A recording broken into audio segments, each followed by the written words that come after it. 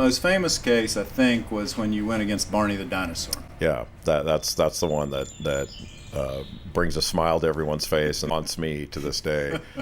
You may have even known this person. His name was Philip Morris. He was a costume Yeah, guy. sure. Morris Costumes. Morris Costumes, and he was a famous guy in Charlotte back in the 60s and 70s. Had his own TV show, and he referred to himself as the Colonel Sanders of the costume industry.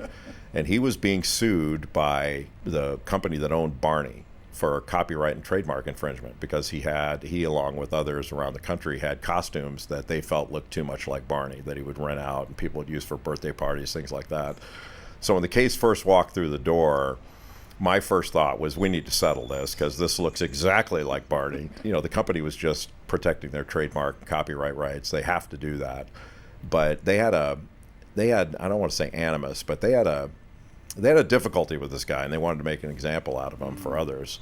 And so the amount they were asking for to settle was way over what they would get at trial, so we had no chance to settle it, so we had to take it to trial. It went to trial in the Western District of North Carolina in the federal court system before Judge Graham Mullen.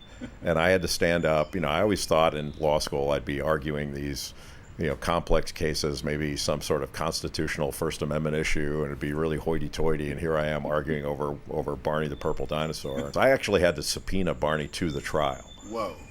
Because the opposing counsel pissed me off so bad that I said, screw it, I'm subpoenaing this thing to the trial.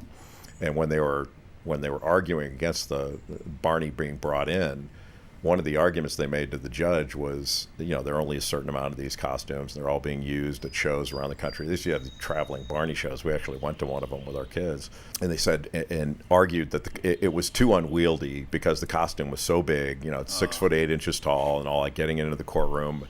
And it weighed like 240 pounds. And I stood up and said, Your Honor, I'm 6'8", 240. I got in here just fine.